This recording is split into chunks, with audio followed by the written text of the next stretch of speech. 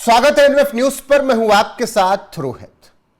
प्रधानमंत्री नरेंद्र मोदी पर टिप्पणी हो तो उसे बहुत छोटा समझ लिया जाता है, लेकिन अगर राहुल गांधी पर टिप्पणी हो जाए तब फिर समझ लीजिए कि ब्रह्मांड के सभी जितनी शक्तियां हैं वो खतरे में आ जाती हैं। इसीलिए एक्शन हो जाता है तुरंत। बेंगलुरु पुलिस का एफआईआर दर्ज करवा ली जाती है 3 इंस्टाग्राम अकाउंट पर, क्योंकि वो राहुल गांधी के खिलाफ कुछ आपत्तिजनक बोल देते हैं। और ये ऐसे समय में हुआ है जब जंतर मंतर से प्रधानमंत्री को भरकर गालियां दी गई, और जब उस पर एफआईआर आम लोगों ने दर्ज कराना शुरू की तो कहा जाने लगा कि देखो प्रधानमंत्री कितने अपने आप को असुरक्षित महसूस कर रहे हैं, बच्चों की गालियां नहीं सुन सकते हैं। प्रधानमंत्री ने रील बनाई, बच्चों को माफ भी कर दिया, बोले अपने ही बच्चे हैं। लेकिन दूसरी तरफ राहुल गांधी पर टिप्पणी क्या हुई, कर्नाटक में तो कांग्रेस सरकार ने बवाल ही कटवा दिया पुलिस ने। पंकज जी, मैं सही आप गलत, मैं सही देश गलत, मैं सही मोदी गलत। दिल्ली की पुलिस खराब, बेंगलुरु वाली बहुत अच्छी, राहुल गांधी बहुत अच्छे, उन पर आपत्तिजनक टिप्पणी तो वो खराब, लेकिन मोदी पर बहुत अच्छा। ये क्या है कांग्रेस का डबल स्टैंडर्ड? ये लोकतंत्र है, मोहब्बत की दुकान है, और मोदी तानाशाह हैं और राहुल बहुत डेमोक्रेटिक है। भारत भर में घूम घूम कर कर्नाटक पुलिस वैसे लोगों के खिलाफ एफआईआर दर्ज कर रही है जिन्होंने गलती से भी कांग्रेस के खिलाफ कभी कुछ बोला होगा, और मुंह से ये कहते हैं कि हम मोहब्बत की दुकान चलाते हैं, हाथों में संविधान लेते हैं, मोदी को तानाशाह बताते हैं, लेकिन जब अपनी नौबत आई तो दादी ने इमरजेंसी लगाई, चाचा जी ने पूरा किशोर कुमार वगैरह सबको बैन कर दिया।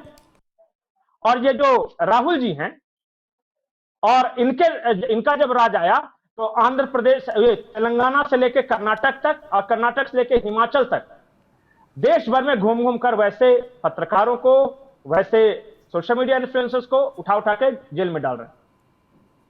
पता है ना, तेलंगाना की सरकार एक बिल लेके आई थी कि सरकार की आलोचना करना देशद्रोह के बराबर माना जाएगा, क्योंकि उन 2 लड़कियों ने पोल कर लिया था, किसी बुजुर्ग से बात कर ली थी, उसमें तेलंगाना सरकार की उन्होंने आलोचना कर दी थी।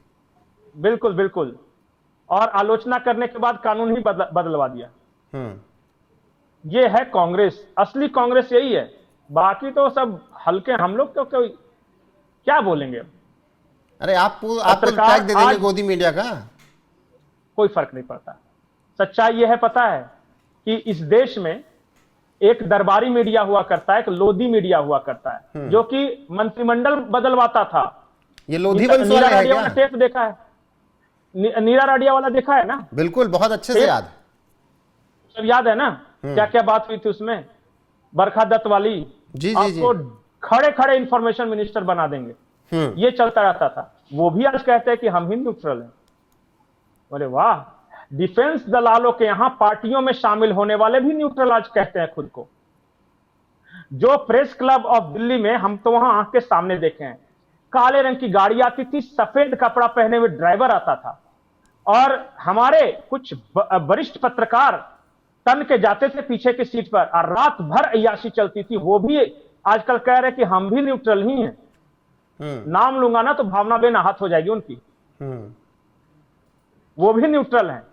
कांग्रेस के राज में एक ऐसा भी पत्रकार था जिसको लाखों सैलरी मिलती थी, लाखों रुपए, धान मतलब गेहूं, याद है ना वो कॉर्पोरेट? बहुत अच्छे से याद। और जिस संस्थान में काम कर रहा था उस संस्थान पे चाइना से फंड लेने के 1000 रुपए, वो भी न्यूट्रल है।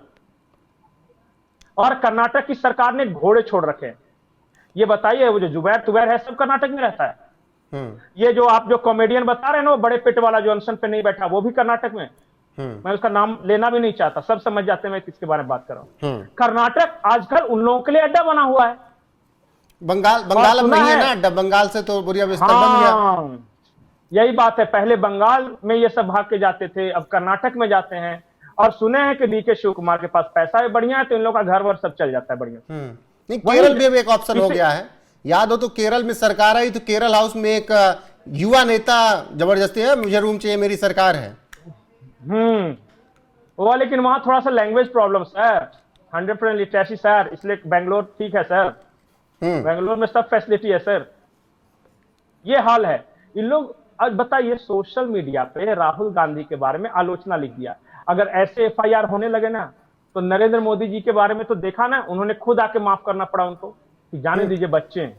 और उस मामले में किसी बीजेपी वाले ने, पुलिस ने खुद एफआईआर नहीं लिखा और ना बीजेपी के नेताओं ने लिखवाया। आम आदमी जिनकी भावनाएं आहत हुई उन्होंने लिखवाई एफआईआर। फिर भी प्रधानमंत्री आकर रील बना रहे हैं, तो उस पर भी कांग्रेस कह रही है कि इनसे ये क्यों माफ कर रहे हैं, इनसे तो देश माफी मांग रहा है। एक बात मैं सिर्फ इतना बोलूंगा कि जिन लोगों ने कांग्रेस का राज देखा है वो इनके मोहब्बत की दुकान खूब बढ़िया समझते हैं। उन बच्चों ने जिन्होंने कभी देखा ही नहीं, जैसे जब से देखा है मोदी जी को देखा है, वो भरम में आ सकते हैं कि उनको लगता होगा कि हो सकता है कि सार्वजनिक रूप से अगर अपनी बहन को किस ले रहा तो ये बहुत प्यारा आदमी होगा। जरूरी नहीं है। कांग्रेस नेताओं से पूछे, पता है कांग्रेस नेता क्या बोलते हैं, या पत्रकारों से पूछिए ना, जो कि पार्लियामेंट कवर करते हैं। अभी कल परसों एक पत्रकार ने पूछा था कि दिल्ली पुलिस वाले अस्पताल में भर्ती हैं, प्रोटेस्ट कर रहे हैं, बीजेपी का आदमी है क्या तुम जी?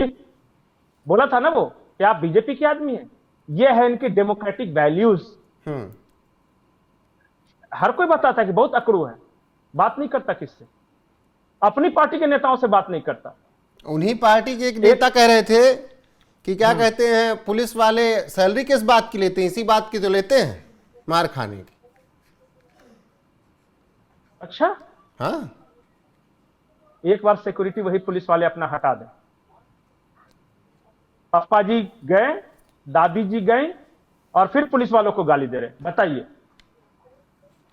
अब ऐसे लोगों को क्या बोले? मतलब मैं तो बोलता हूं ना कि शेख चिल्ली भी शर्माता होगा कि मैं थोड़ा पहले पैदा ले लिया इसलिए हमको बेवकूफ में गिनते हैं। ऐसे होना चाहिए था वो। और इनका लोकतंत्र तो खैर पूछिए ही मत। इनके पूरे खानदान के लोकतंत्र के बारे में देश को पता है। इमरजेंसी लागू करने से लेकर सारे विपक्षी नेताओं को जेल भेजे जाने से लेकर, जब पता है जब इंदिरा गांधी चुनाव हार गई तो क्या किया?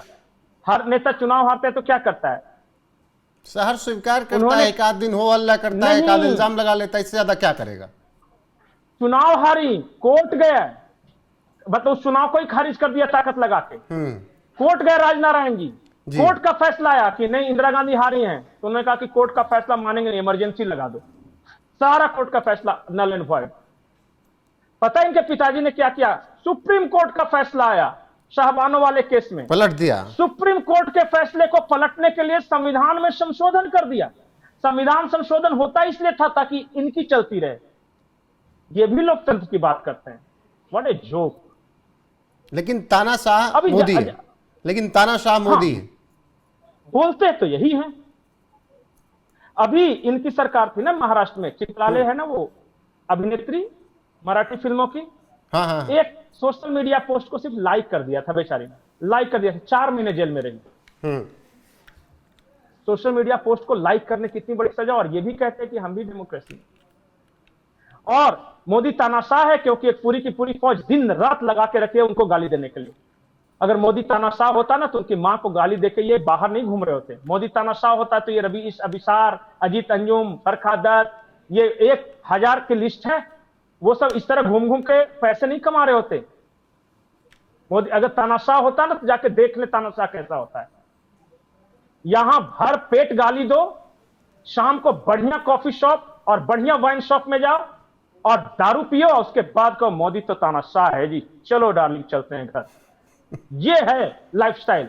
बिल्कुल पंकज जी, फिलहाल अब आप ही तय कर लो। कांग्रेस राज कर्नाटक में राहुल गांधी के खिलाफ अश्लील टिप्पणी करने वाले, वीडियो बनाने वालों को तुरंत एफआईआर कर लिया गया है। वहीं प्रधानमंत्री नरेंद्र मोदी पर जब इस तरीके से टिप्पणियां की गई तो यही कांग्रेस, यही विपक्षी कह रहे थे नहीं, कुछ गालियां सह लेनी चाहिए, लेकिन खुद नहीं सहेंगे। यानी मैं बहुत अच्छा, देश बहुत खराब, यही कांग्रेस की मानसिकता।